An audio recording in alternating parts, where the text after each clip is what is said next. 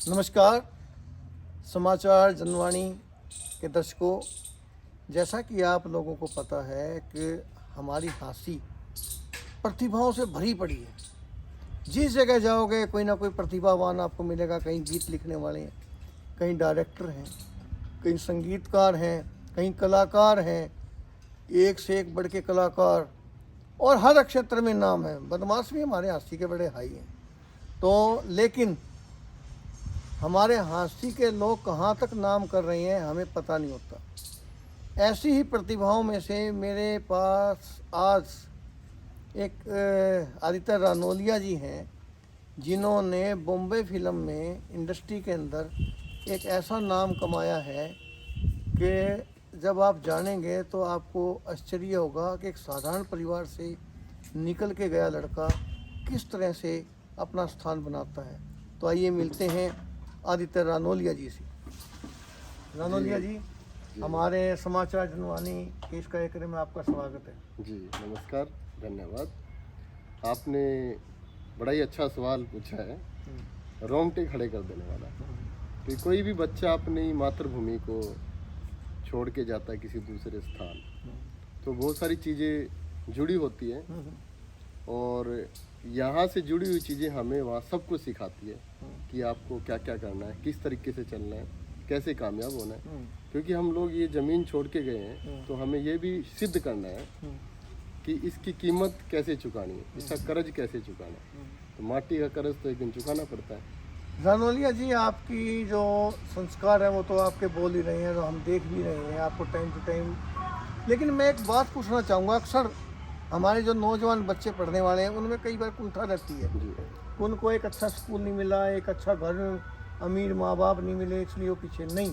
आप साधारण परिवार से निकल के गए। सबसे पहले ये बताइए कि आपकी शिक्षा कहाँ हुई? कब कॉन्वेंट स्कूलों में हुई या साधारण स्कूलों में हुई? जी, मेरी शिक्षा सही मायने में बहुत साधारण स्कूलों में हुई। जो हमारे एरिया का सबसे साधारण स्कूल होता है वो राजकीय प्राथमिक पाठशाला होती है। तो मेरी जो 90% शिक्षा है, मतलब वो चाहे प्राइमरी शिक्षा हो चाहे हायर शिक्षा हो, सरकारी स्कूल, वो सब सरकारी स्कूलों से की है। तो सरकारी स्कूलों का वातावरण हमें मिला है बचपन से ही, और बड़े होते होते उसी वातावरण में पढ़े हैं। लेकिन एक कहते हैं ना कि खुद के अंदर जो उसमें एक बात और भी होती है जी जी, वहाँ जो बच्चा होता है एक साधारण परिवार से निकल के आता है और वो तरह तरह के घरानों से, तरह तरह के लोगों का होता है। वहाँ आपको सीखने को बहुत कुछ मिलता है। जबकि बड़े स्कूलों में एक दायरे के ही बच्चे होते हैं, उनके पास सीमित नॉलेज होती है। ये भी तो एक फ़र्क होता है ना। इसका देखो, मैं इसमें फ़र्क तो यही मानूंगा कि जो साधारण स्कूलों में हम लोग शिक्षा ग्रहण करते हैं तो हमें अपने बलबूते पे बहुत कुछ करना होता है। हमें ये सिद्ध करना होता है, ये दिखाना होता है कि हम किसी से कम नहीं, हम किसी से कम, कि सब कुछ प्राइवेट स्कूलों में नहीं होता। मैं सरकारी स्कूलों का प्रमोशन नहीं कर रहा, लेकिन मैं एक बात बता रहा हूँ कि हम भी बहुत कुछ कर सकते हैं। एक लगन होनी चाहिए। अगर वो लगन सरकारी स्कूल हो या प्राइवेट स्कूल हो, अगर हमारे अंदर वो लगन नहीं तो होगी। ठीक है, आपने सरकारी स्कूलों से शिक्षा की, फिर सरकारी कॉलेज, गवर्नमेंट कॉलेज हिसार में भी आप पढ़ने बीएससी की आपने। जी जमेश्वर यूनिवर्सिटी से आपने पत्रकारिता का कोर्स किया, जी। और उसके बाद बम्बई का रुख कैसे हुआ आपका? बम्बई का ये भी एक विचित्र घटना है, क्योंकि यहाँ काम करते करते मेरे दिमाग में ये चलने लगा था कि अब कुछ कर दिखाना है। क्योंकि यहाँ मुझे लगा कि मीडिया के क्षेत्र में सीमित ये हैं, जो आगे बढ़ने के जो रास्ते हैं, तरीके हैं, सीमित हैं। तो एक माया नगरी का रुख करना पड़ेगा, कुछ आप में जज्बा ये था मुझे कुछ आगे बढ़ना, कुछ करके दिखाना है, कुछ कर दिखाना है। आगे बढ़ने के लिए मुझे वो रुख करना था, और ये पहले से तय नहीं था। ये सब कुछ देखते हुए हम लोग देखते हैं कि कहाँ हम अपना करियर बना सकते हैं। तो उसके लिए मैंने मुंबई का रुख किया, और सन 2007 में मैं मुंबई गया। कुछ समय मैंने यहाँ भी काम किया, लोकल काम किया, हिसार में काम किया। तो उसके बाद 2007 में मैंने मुंबई का रुख किया। अच्छा, मुंबई में कहते हैं कि जब तक आपको वहाँ रहने के एक गॉड फादर ना हो, और वो जब तक आपका आगे ना लेके जाए तो मुंबई आपको धक्के मारती है। तो आपके साथ भी कुछ संघर्ष हुआ? बिल्कुल बिल्कुल। मुंबई तो एक ऐसी जगह है, जैसे एक मैं आपको उदाहरण दूंगा, एक समुद्र का उदाहरण दूंगा। आप समुद्र बहुत साफ सुथरा होता है, आप समुद्र में कुछ भी डाल दीजिए, अगर वो उसके अंदर ताकत है, उसके अंदर विश्वास है, तो वो चीज़ समुद्र में बनी रहेगी। नहीं तो समुद्र वापस फेंक दे, वहाँ से बाहर निकाल किनारे पे फेंक देगा, या तो वो खुद खत्म हो जाए। बड़ी कसुती जाल चलती है, जहाज उनके साथ आ चलती है। जाए। तो समुद्र में जहाज नहीं, जाल भाई, लहर। हमारे हरियाणवी में जाल बोलते हैं लहर को, तो हमारे मुंह से निकला जाल, तो जहाज नहीं बोल रहा मैं, लहर को बोल रहा हूँ हरियाणवी में, जाल। वो वापस फेंक देती है। जी, ये पानी का नियम है, समुद्र का नियम है कि वो हर एक चीज़ को नहीं अपनाता। जी। तो समुद्र में अगर अजगर बन के रहना है तो उसके नियम कायदों को अपनाना पड़ेगा, उसके रास्तों पे चलना पड़ेगा। तो मुंबई का कल्चर ये है कि वहाँ मेहनत से आपको डरना नहीं है, आपको दिन रात, मतलब जो अपने संघर्ष है, जैसे अपने हरियाणा में बोलते गात तोड़ मेहनत, आपको वो संघर्ष से डरना नहीं है और वो मेहनत करते रहना, फिर उसका आपको फल जरूर मिलेगा एक दिन। मतलब आप गहरे जितने उतरते जाएंगे तभी आपको हीरे जवाहरात मिलेंगे, ऐसा कहते हैं ना। बिल्कुल बिल्कुल। जो गहरा उतरेगा वही कुछ ना कुछ पाएगा। जी। तो वहाँ आपने कौन सा काम अपनाया फिल्म इंडस्ट्री में? जी, सबसे पहले तो मैंने फिल्म इंडस्ट्री का जो मैंने मुआयना किया, मैंने वहाँ देखा वहाँ का कल्चर, जो संस्कृति है फिल्म इंडस्ट्री की, वहाँ आदमी दिन रात लगा हुआ है काम करने के लिए। तो जब मैं पहली बार गया था 2007 में, तो वहाँ एक फिल्म आई थी, संजय दत्त की फिल्म थी वो, और मल्लिका शेरावत उसमें हीरोइन थी, डबल धमाल उसका नाम था। महबूब स्टूडियो मुंबई बैंड्रा में है, बहुत मशहूर। सलमान खान के घर के आसपास ही है। जी। सलमान खान का घर है जो गैलेक्सी, उसके पास ही है। तो वहाँ मुझे काम करने का मौका मिला। तो वहाँ जब मैंने देखा फिल्मों के जो बड़े बड़े सेट है वहाँ पे काम हो रहा, तो मैंने उसको बड़ी ही बारीकियों से देखा। मैंने आप सोचा, अंदर सेट में स्टूडियो में चले गए? मैं सेट में चला गया, कोई वहाँ पे कहते हैं स्टूडियो के अंदर ही जाना बहुत बड़ी बात होती है। बहुत बड़ी बात होती है, लेकिन किसी माध्यम से बातचीत करके कि मुझे काम की तलाश है, मुझे काम चाहिए, मैं सेट के अंदर चला गया। तो वहाँ जो काम का कल्चर देखा, तो मैंने सोचा कि हम क्यों नहीं कर सकते ये, और मैंने अपने दिमाग में ये बात बिठा ली कि इन लोगों के साथ काम करना है और इसी तरह बड़े लेवल का काम करना है। तो शुरू में बहुत सारी परेशानियाँ हुई, जैसे मुंबई में रहने की दिक्कत। आपको मैं सही मायने में बताऊं, अगर मुंबई में रहने के लिए जगह मिल जाए तो आप ये समझो कि आपको भगवान मिल गया। अच्छा। तो मुंबई में रहने के लिए हमें बहुत कोशिश करनी पड़ी। हमें शुरू में झोपड़पट्टी में भी रहना पड़ा।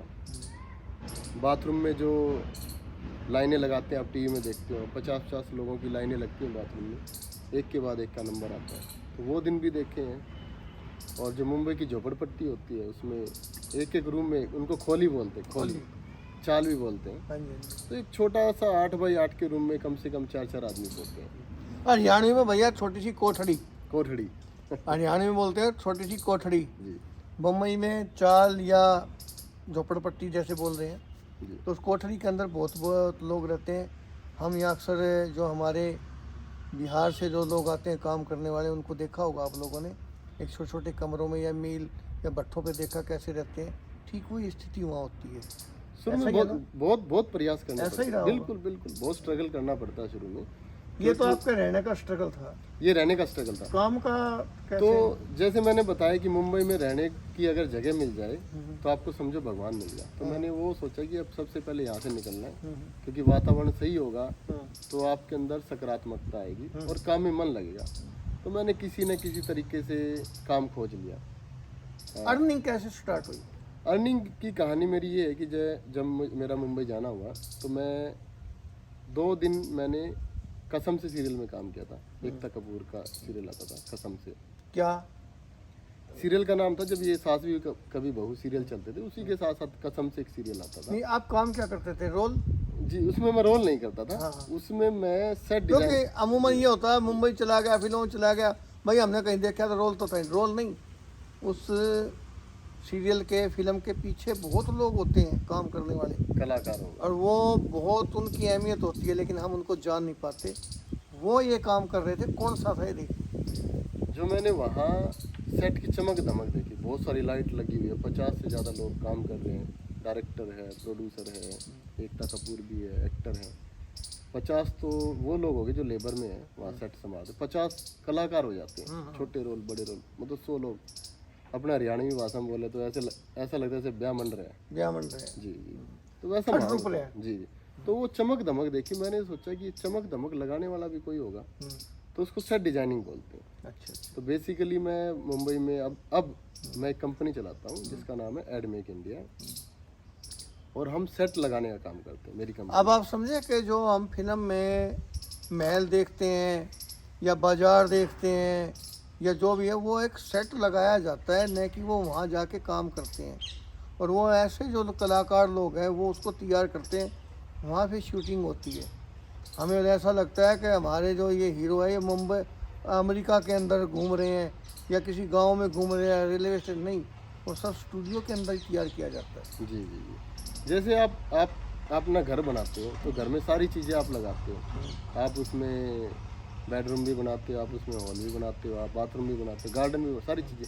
तो इसी तरह सेट पे लगता है, सब चीज़ें लगती हैं, क्योंकि मुंबई में कोई ऐसी जगह नहीं है। आपका काम है set designer, set designer, design तैयार करते हैं, इस सीन के लिए ये सेट होना चाहिए, ये सेट होगा, और वो आप तैयार करके देते हो, बिल्कुल। डिजाइन बना के देते हो। डिजाइन ऐसे बना जी जी जैसे फिल्मों में पुलिस फोर्स दिखानी है तो उसका थाना बनाना पड़ता है, उसके लिए पुलिस फोर्स की रिक्वायरमेंट्स के साथ। रिक्वायरमेंट गाड़ियाँ होती है वो हमें लेके आनी पड़ती है, मतलब पूरा लगा तामझाम लगाना पड़ता अब आपकी जो कंपनी है उसके अंदर कितने लोग काम कर रहे हैं?